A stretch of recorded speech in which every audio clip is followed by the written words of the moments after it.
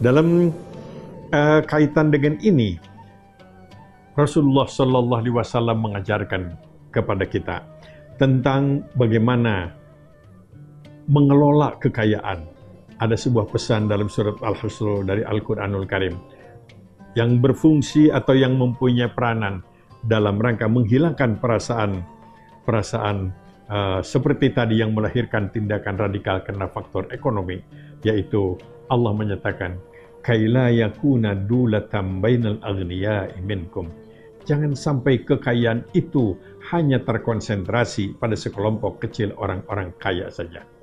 Oleh karena itulah perlu ada jaminan kerja kepada setiap warga negara, dan di selain itu ada kewajiban-kewajiban tertentu yang harus dikeluarkan oleh orang-orang kaya untuk menghilangkan perasaan tadi ditinggalkan atau merasa diperlakukan tidak adil, merasa dimiskinkan, yaitu dengan kewajiban-kewajiban ibadah harta, ada zakat, ada infak, ada sedekah, ada wakaf, ada fidyah, dan banyak aturan-aturan, yaitu memberikan kekayaan kepada orang lain.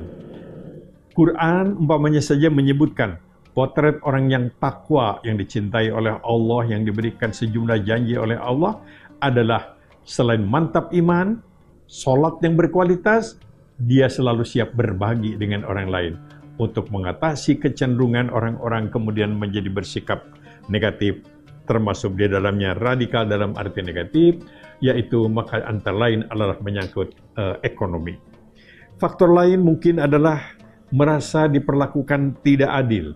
Oleh karena itulah, keadilan merupakan bagian penting dari salah satu ajaran dari agama. Hampir setiap khotib itu membaca ketika khutbah Jumat itu pesan-pesan untuk berlaku adil itu.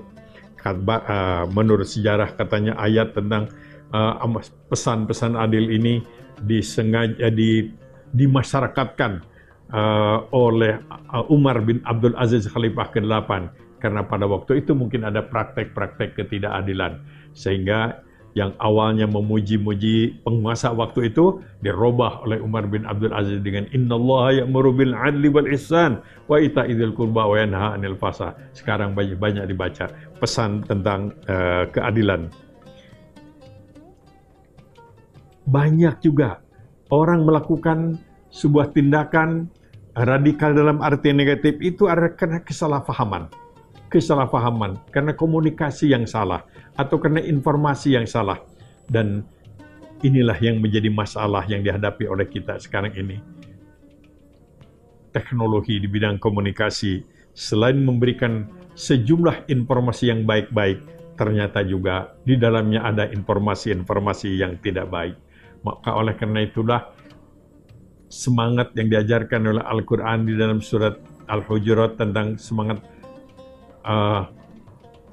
mengecek kebenaran, diperintahkan kalau kamu mendengar sebuah informasi yang melalui mass media atau sosial media yang tidak baik, maka adalah fatabayyanu, mengecek kebenaran informasi menjadi sangat penting, atau meluruskan sebuah informasi yang salah.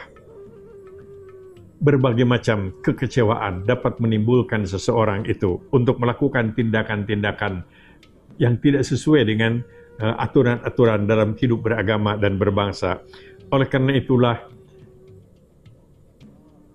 pesan-pesan moral yang dilakukan oleh para tokoh agama, pesan-pesan moral yang dilakukan oleh para guru dan para pendidik menjadi sangat penting untuk bagaimana menanamkan semangat hidup yang baik, menghilangkan keputusasaan, dan menghilangkan perasaan-perasaan iri terhadap orang lain yang dianggap mendapatkan sesuatu yang baik sedangkan dirinya tidak mendapatkan yang tidak baik.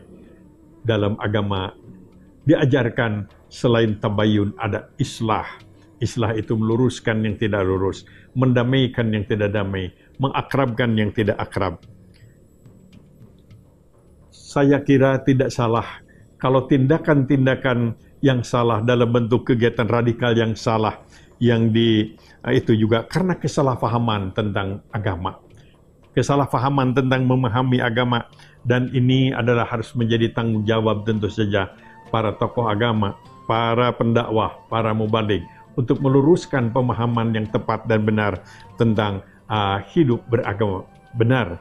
Seorang Muslim itu harus memiliki semangat amar ma'ruf nahi munkar.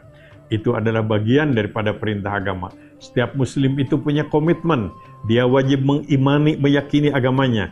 Dia wajib mengamalkan ajaran agamanya. Dia juga wajib menyebarluaskan agamanya. Dan dia juga mempunyai kewajiban untuk mempertahankan agamanya. Semuanya itu tentu saja harus dikemas dalam semangat, dalam usaha, perjuangan yang sesuai dengan ketentuan agama. Kemunkaran jangan dirubah dengan cara yang munkar. Kejahatan tidak boleh dibalas atau tidak boleh diselesaikan dengan cara yang jahat dan seterusnya. Dakwah bahkan diajarkan oleh ajaran agama Islam, dakwah yang membangun seseorang itu menjadi lebih santun, orang itu menjadi lebih sopan, orang itu bisa menjadi lebih tolerans dengan kegiatan-kegiatan dakwah keagamaan. Barangkali baik kita dalam suasana seperti sekarang ini belajar dari sejarah. Ketika terjadi konflik politik yang berkepanjangan setelah konflik Muawiyah dan Ali bin Abi Thalib, kemudian dilanjutkan oleh keturunannya. Waktu itu lahir berbagai macam aliran pemikiran, pendapat-pendapat yang di antara pendapat-pendapat itu ada yang disebut pendapat yang memiliki pandangan namanya takfiri.